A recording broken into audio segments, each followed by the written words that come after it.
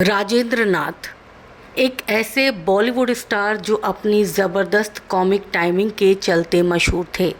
60 से 70 के दशक की फिल्में इनकी कॉमेडी के बिना अधूरी मानी जाती थी।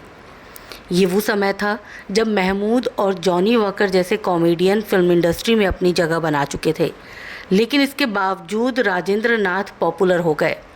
यही वजह थी कि इन्होंने तकरीबन 187 फिल्मों में काम किया, लेकिन इतनी सफलता उन्हें आसानी से नहीं मिली। शुरुआत में छोटे छोटे रोल में किसी ने उन्हें नोटिस नहीं किया। दिल दे के देखो से उन्हें पहली बार सक्सेस मिली, जिसके लिए उन्हें 10 साल का लंबा इंतज़ार करना पड़ा। उनकी फैमिली पेशावर पाकिस्तान से थी, लेकिन भारत पाक विभाजन के बाद जबलपुर में आकर बस गई। पिता राजेंद्र नाथ को डॉक्टर बनाना चाहते थे, लेकिन राजेंद्र नाथ को पढ़ाई में कोई दिलचस्पी नहीं थी। वो अपने भाई प्रेमनाथ की तरह फिल्म इंडस्ट्री में किस्मत आजमाना चाहते थे। प्रेमनाथ बॉम्बे जा चुके थे और उनकी देखा देखी पहले भाई नरेंद्र और फिर राजेंद्र नाथ ने भी 1949 के आसपास बॉम्बे का रुख कर लिया। यहाँ उन्होंने कॉलेज में एडमिशन लेकर आगे की पढ़ाई की। इसी दौरान वो पृथ्वी थिएटर से भी जुड़ गए और छोटे मोटे काम करके अपना गुजारा करने लगे। मुंबई में वो अपने भाई प्रेमनाथ के घर में रहा करते थे। प्रेमनाथ भाई बहनों में सबसे बड़े थे। उनकी बहन कृष्णा से शादी के बाद राज कपूर ने प्रेमनाथ को फिल्म इंडस्ट्री में काम करने के लिए मुंबई बुलाया था। उनके कहने पर प्रेमनाथ ने फिल्मों में किस्मत आजमाई और उनका करियर चल निकला। इसी दौरान उन्होंने एक्ट्रेस बीना रॉय से शादी कर अपना घर भी बसा लिया। राजेंद्र नाथ पृथ्वी थिएटर में होने वाले प्ले में काम करके खुश थे, लेकिन इसी दौरान वो थोड़े लापरवाह हो गए। उनके बड़े भाई प्रेमनाथ को उनकी लापरवाही बिल्कुल पसंद नहीं थी। इसी वजह से एक दिन उनको राजेंद्र नाथ पर गुस्सा आ गया और उन्होंने उन्हें घर से निकाल दिया।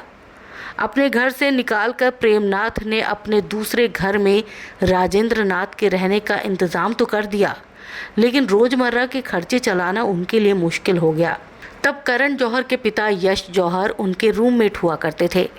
एक इंटरव्यू में राजेंद्र नाथ ने कहा था, मेरे पास एक पुराना स्कूटर हुआ करता था जिसमें पेट्रोल भरवाने के लिए हमारे पास पैसे नहीं होते थे। खाने के लिए हम दोस्तों पर निर्भर रहते थे, लेकिन ऐसा कब तक चलता। हमेशा मेरे मन में यही सवाल रहता था। मुझे अपने करियर के प्रति सीरियस होना ही था। मेरे भाई ने जो भी किया था वो मेरे भले के लिए किया था। फिर राजेंद्र नाथ अपने करियर को लेकर सीरियस हो गए और फिल्मों में काम ढूंढने लगे। शुरुआत में उन्हें चंद सेकंड के रोल्स मिले और वो कोई ख़ास पहचान नहीं बना पाए और उन्हें तकरीबन 10 साल तक स्ट्रगल करना पड़ा। इसी दौरान प्रेमनाथ ने पीएन प्रोडक्शन के नाम से एक प्रोडक्शन हाउस खोला, जहां उन्होंने भाई राजेंद्र को काम दिया। राजेंद्र नाथ ने 1953 में आई फिल्म शगुफा और 1954 में रिलीज़ हुई फिल्म गोलकुंडा का कैदी में छोटे मोटे रोल किए, लेकिन ये दोनों फिल्में फ्लॉप रही। इसके बाद उन्होंने हम सब चोर हैं में पहली बार कॉमेडी की तो सभी ने उन्हें नोटिस किया। राजेंद्र नाथ के लिए 1959 में आई फिल्म दिल दे के देखो एक उम्मीद की किरण की तरह साबित हुई। इस फिल्म में अपनी ज़बरदस्त कॉमिक स्टाइल से उन्होंने फिल्म मेकर्स का ध्यान खींच लिया। फिल्म में राजेंद्र नाथ को शशिधर मुखर्जी के कहने पर लिया गया था, जिसके डायरेक्टर नासिर हुसैन थे। इस फिल्म में शम्मी कपूर और आशा पारेख लीड रोल में थे। दिल दे के देखो के बाद राजेंद्र नाथ का करियर चल निकला और इसके बाद 1961 में आई जब प्यार किसी से होता है में पोपट लाल का रोल निभाकर राजेंद्र नाथ 60 और 70 के दशक के बेस्ट कॉमेडियंस की लिस्ट में शामिल हो गए। 1972 तक वो अपने करियर के पीक पर रहे। इस दौरान उन्होंने हर बड़े डायरेक्टर प्रोड्यूसर के साथ काम किया। इस दौर में जॉनी वॉकर के अलावा महमूद भी बेस्ट कॉमेडियन बनने की राह पर थे, लेकिन कॉमेडी के इन दिग्गजों के बीच भी राजेंद्र नाथ को सफलता मिली। मेरे सनम और फिर वही दिल लाया हूँ उनकी बतौर कॉमेडियन बेहतरीन फिल्में मानी जाती है। कॉमेडी में तो राजेंद्र नाथ ने झंडे गाड़ ही दिए थे, लेकिन एक फिल्म ऐसी भी थी जिसमें वो विलन बने थे। ये फिल्म हमराही थी, जिसमें उनके अपोजिट शशिकला थी। इसके अलावा उन्होंने वचन और तीन बहुरानियाँ जैसी फिल्में की, जिनमें या तो वो हीरो थे या फिर सेकंड लीड। वहीं फिल्म धड़कन और जीवन मृत्यु जैसी फिल्मों में वो सपोर्टिंग रोल में दिखे थे। मनोज कुमार की चर्चित फिल्म पूरब और पश्चिम में राजेंद्र नाथ को भले ही बहुत बड़ा कॉमिक रोल नहीं था, लेकिन उनकी परफॉर्मेंस काफ़ी सराही गई। उन्होंने अपने फिल्मी करियर में एक नेपाली फिल्म में भी काम किया था। ये फिल्म मैती घर थी, जिसे पहली नेपाली फिल्म माना जाता है। इस तरह राजेंद्र नाथ ने कई फिल्मों में काम किया। जब प्यार किसी से होता है में पोपटलाल के रोल से राजेंद्र नाथ को न केवल भारत में बल्कि विदेशों में भी खूब पॉपुलैरिटी मिली। बाद में अपने करियर में राजेंद्र नाथ ने इस किरदार को खूब बनाया और इसी नाम से स्टेज शो भी करने लगे।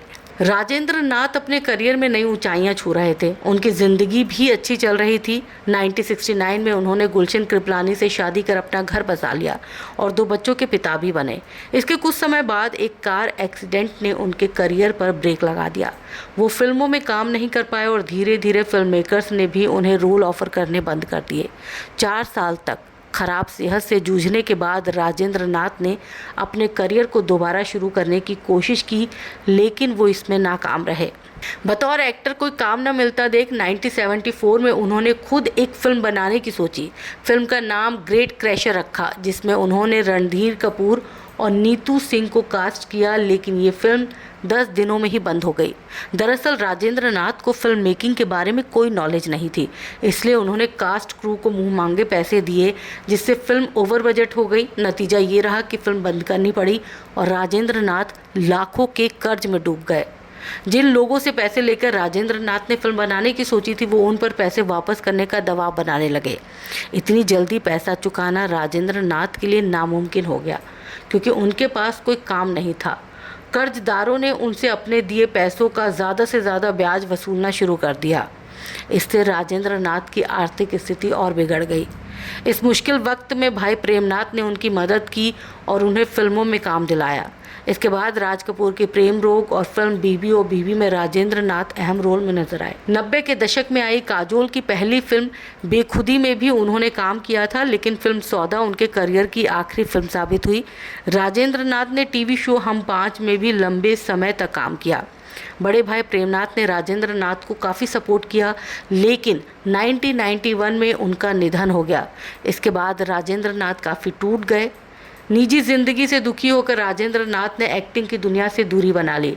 उन्होंने फिल्म इंडस्ट्री में किसी से मिलना जुलना भी बंद कर दिया और अकेले अपना जीवन बिताने लगे। 2008 में उनका हार्ट अटैक से निधन हो गया।